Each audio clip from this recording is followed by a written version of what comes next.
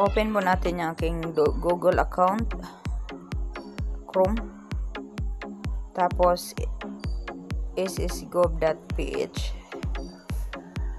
tapos user ID at saka yung password kung alam niyo na po yun, user ID at password nyo. Then sign in, tapos kung anong number na na-register ninyo, doon nyo mababasa sa message ang kung nakapagbigay na sila ng OTP. Yun din yung i-type nyo dito. Login.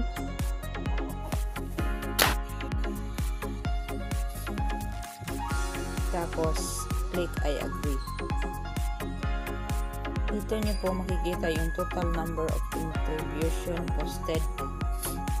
So i-click nyo lang yung view contribution, then click contribution, tapos 2025, ito po yung update monthly contribution. Yan, click nyo yan, tapos makikita nyo yan, nakita nyo na yung mga taon na hinuhulugan ninyo, kung ilang taon kayo nag-start maghulog sa SS. Yan, 2023. Yan, makikita nyo dyan yung kung kailan hinuhulugan ng company nyo. Ako kasi dati may employed po ako, may company akong pinapasukan, tapos sila yung naghuhulog quarterly ba yun. Tapos may ibang company na hindi na nila hinuhulugan yung monthly contribution ko.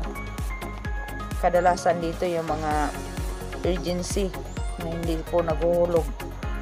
Pag check ko ng aking contribution, wala po talagang hulog. Pero on the time, updated po yung payslip ko. Lagi pong kinakaltasan. Pagkadating ng sahod, lagi pong may kaltas. Pero nagtataka ako bakit may mga buwan na wala pong hulog.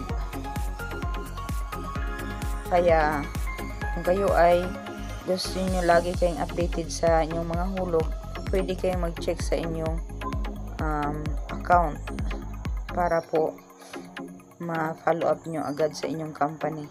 Sa ngayon po, voluntary akong nagbabayad sa SS. So